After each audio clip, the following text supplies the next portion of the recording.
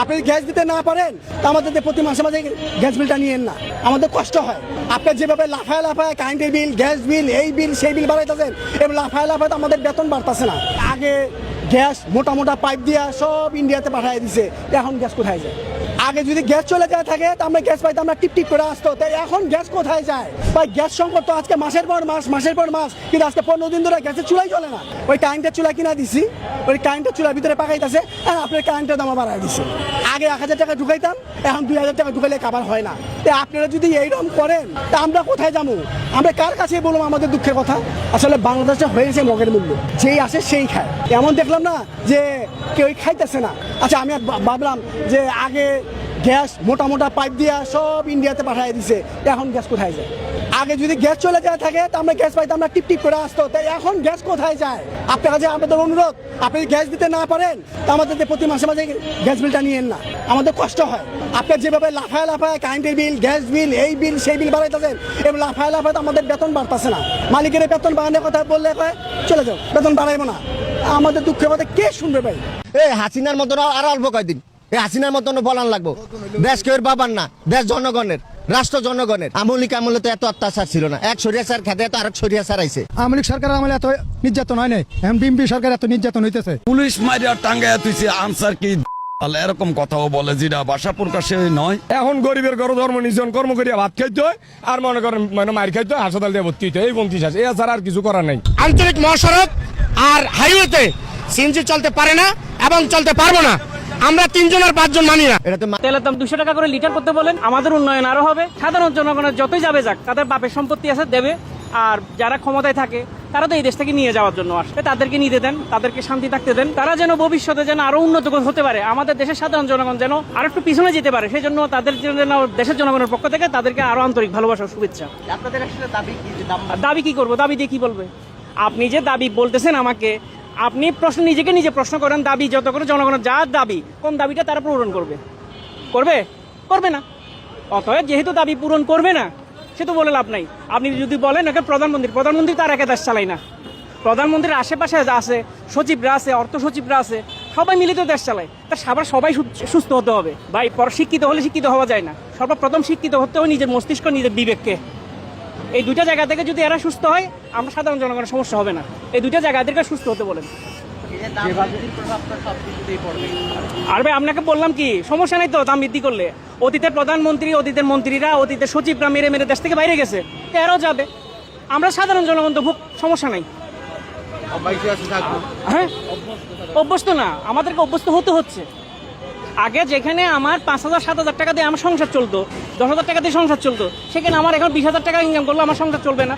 ওইটাই তো, তখন আমাকে আরো করতে হবে। আমি তো চুরিও করতে পারবো না, আমাকে পরিশ্রম করেই যেতে হবে।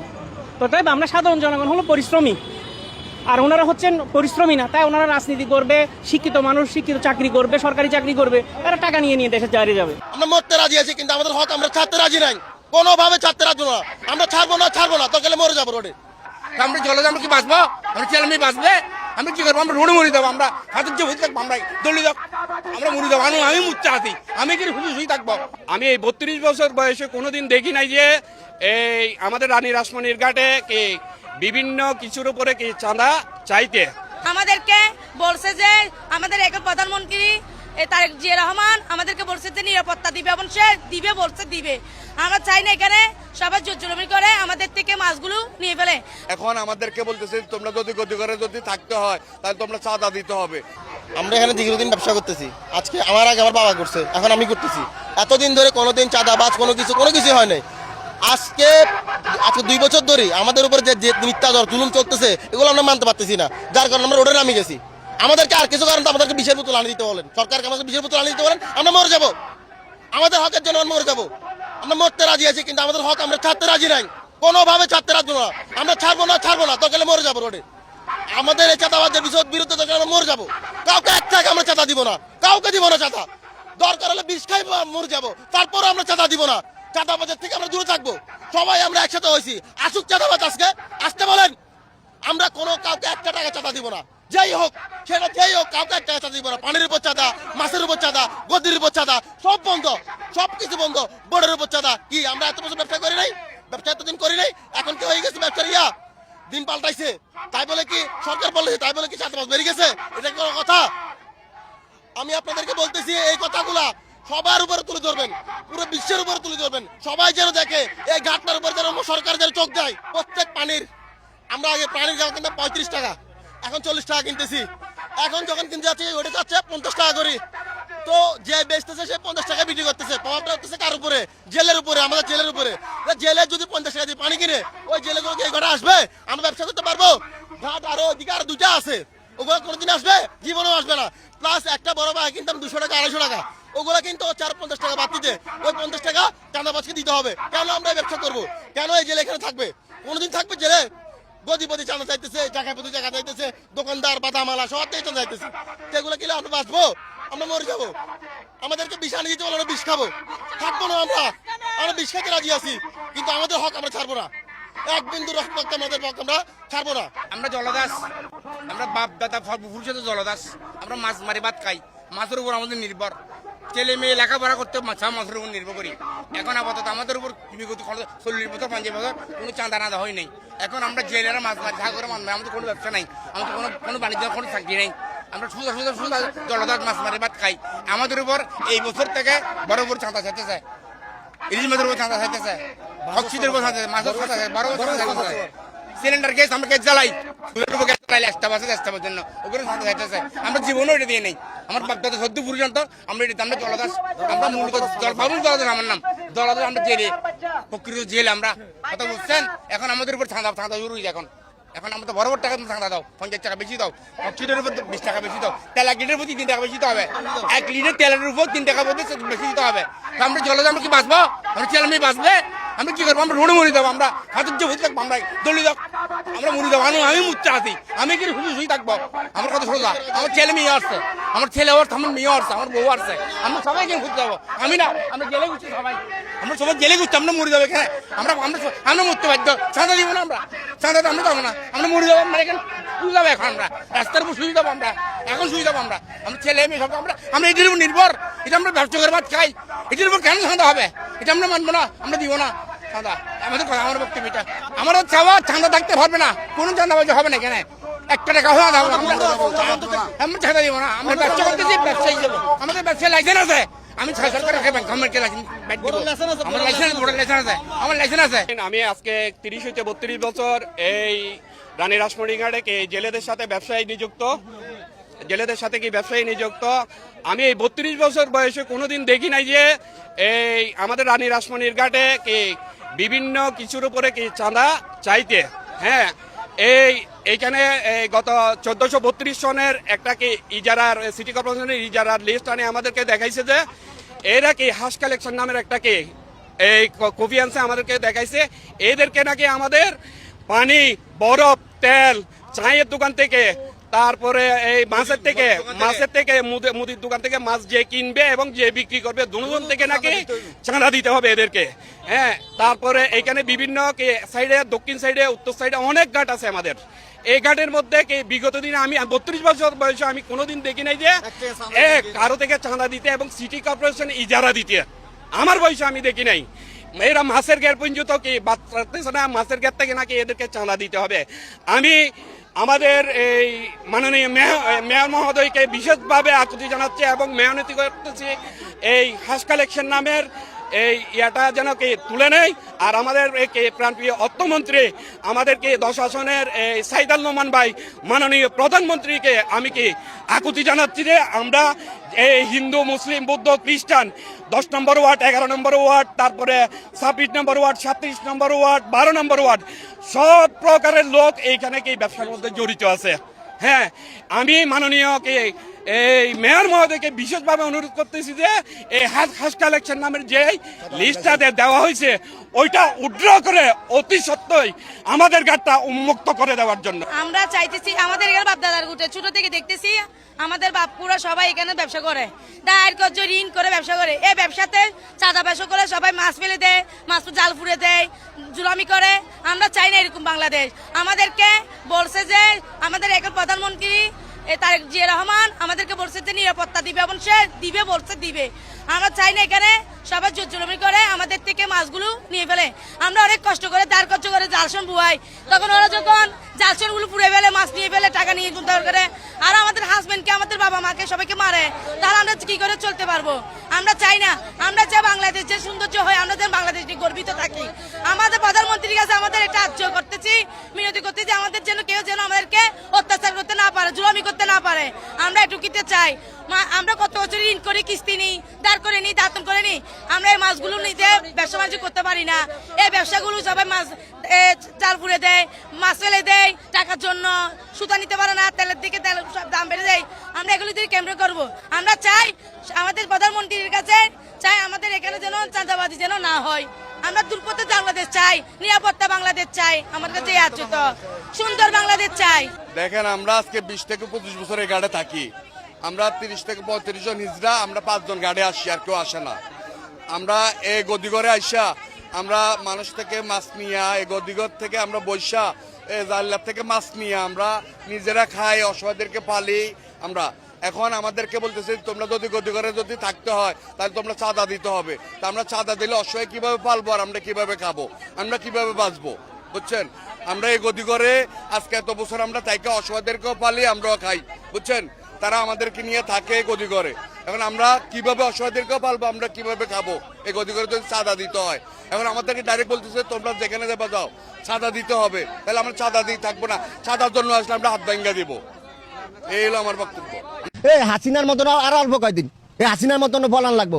দেশ কেউ বাবার না, দেশ জনগণের, রাষ্ট্র জনগণের। আমলিক আমলে তো এত অত্যাচার ছিল না। এক সরিয়াচার খেতে তো আরেক সরিয়াচার আইছে। আওয়ামী লীগ সরকার আমলে এত নির্যাতন হয় নাই, এখন বিএনপি সরকার এত নির্যাতন হইতেছে। পুলিশ মারিয়া টাঙ্গাইয়া তুইছে, আনসার কি এরকম কথাও বলে যেটা ভাষা প্রকাশে নয়। এখন গরিবের ঘর ধর্ম নিজন কর্ম করিয়া ভাত খাইতে হয়, আর মনে করেন মার খাইতে হয়, হাসপাতাল দিয়ে ভর্তি হইতে হয়। এই 29 আছে, এছাড়া আর কিছু করার নাই। আঞ্চলিক মহাসড়ক আর হাইওয়েতে সিএনজি চলতে পারে না এবং চলতে পারবো না।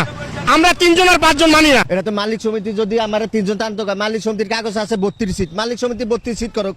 মালিক সমিতির বাবার একক বাবের রাস্তা না তো, এটা জনগণের রাস্তা। সরকার প্রতিনিয়ত করতে হইলে সরকার করবা, আইন শৃঙ্খলা বাহিনী। ওর আনসার যখন আমার গাড়ি খাড়া করে সার্চ করবো, আনসার আমার কাগজ সার্চ করতে পারে। এটি হলো মূর্খ বাস মালিক সমিতির লাইটাল বাহিনী। কেন বাস মালিক সমিতির লাইটাল বাহিনী দিয়ে লোক নামায় সিএনসি ভাঙ্গে, গ্যালাস ভাঙ্গে, ড্রাইভারের মাধ্যমে করে। আমাকে একজন 2 জন লোক বরিশাল আছে। আমি তো মালিক সমিতির বাবার টিয়ে দিয়ে গাড়ি কিনি নাই, আমার বাবার টিয়ে গাড়ি কিনছি, নাইলে আমার পরিশ্রমের গাড়ি টিয়ে আনছি। আমলিক আমলে তো এত অত্যাচার ছিল না। এক সরিয়াচার খেতে তো আরেক সরিয়াচার আইছে। সরিয়াচার খেতে তো গিয়া দেশ যেন স্বাধীন হয়েছে, মা বোন ইজ্জত দিছে, লোক মারা গেছে। 5 আগস্টের দেশ স্বাধীন করতে গিয়ে তো মা বোনের ইজ্জত চাইছে। তো আমার সরিয়াচার লড়াই তো কোনো লাভ হয় না, আরো তো আমার ক্ষতি হয়েছে। আমার টিয়ে দিয়ে যদি আমি সরকারের ভ্যাট দিয়ে যদি গাড়ি না চালাই তারি, তাহলে মানুষ আমার পেট্রোল দিয়ে তো আমার নিজে আগুন ধরে দেওয়া উচিত। আমি এনে আমার যদি সরকার 3 জনে দিয়ে আমার 600 টাকা, আমি 600 টাকা, 1200 টাকা। আপনি অন্য 6 জন লোক নিয়ে আসুন, 1200 টাকা। 1200 টাকার মধ্যে 700 টাকা লয়ে যাবে মাজন জমা। আমার 700 টাকা তেল পাইলাম কত, 1400 টাকা লয়ে গেল। 300 টাকা আমার রোডও খরচ, আমি বাইক চালিং করতাম মাজনে জমা। আমার এনে তো জমার গেছে 200 টাকা শর্ট। আমি যে সকাল 7টার সময় আইছি, অনন্ত আমি সিরিয়াল পাই নাই। আপনারা 2 জন লোক আইছেন, আমি যদি কই 1000 টাকা ভাড়া লাগবে, আপনারা তো একবার যাইবেন ওদিকে, একবার যাইবেন ওদিকে। যে 200 টাকা করে গেলে তো 5 জনের লোকে যাইতে পারি, তাহলে 600 টাকা আমি বাড়তি দিই মুখা। বোলার সরকি আঞ্চলিক সরণ গ্রামীণ রাস্তা, এটা কোনো কিছু আছে? অন্তনি ইলিশিয়ার তনে বাড়ি অর্ডার দিয়ে আইলে এনো বাড়ি খেয়ে যায় বাসের দ্বারে, বাসের দ্বার বাড়ি খেয়ে এনে কুত্তা মুত্তা 20 টাকা কম দিল দেয়। আমি তো 5 জন লোকের ভাড়া ভুল 200 টাকা করে পাই না। 5 জন ধান খেতে ধান রইলে ধানের সিটা আছে না, সব ফসল কি ঘর নিতে পারে, বিলও ক্ষতি হয়। তাহলে আমি 5 জনের মধ্যে 2 জনে 40 টাকা কম দিল, তো আমার হয়েছে কত, 900 টাকা হয়েছে। 900 টাকার মধ্যে আমার রোডে 300 টাকা খরচ আছে না। তাহলে আমি কিভাবে বসাই? তাহলে যে সরকার যদি পারে, এনো আমার লাইনের গ্যাস আছে, তিতাস গ্যাস আছে, তিতাস লাইনের সুবিধা করিয়া আমরা 3 জন করিয়া টানুম। আমি 1 লিটার গ্যাস কেন 90 টাকা দিয়ে লইতাম না। আমার গ্যাস বোলা লয়ে যায় চুরি করে অন্ধকার রাইতে। আমি গ্যাস আমার বোলার গ্যাস আমার দেখ, আমি বোলার সন্তান। আমার ঘরের দুয়ার এইলো গ্যাস পাম, এইলো আমার বাড়ি, আমার ঘরের দুয়ারের গ্যাস আমি পাই না, পাই বিদেশি আলারা। হ্যাঁ, এটা কি এই সরকারের নীতি? সরকারে ওই কার্ড দিব, ওই কার্ড দিব, তো সরিয়াচার খেতে লাগবে। এটার ইনভোটের লাইসেন্সটা তো তারেক জিয়ার নামে। আমলিকে 17 বছর যখন চলছে, এসব বৈধ ছিল, অনকা অবৈধ হয়েছে। তো বাস কি বৈধ? বাসের ইনভেস্ট কাগজ সব ঠিক আছে?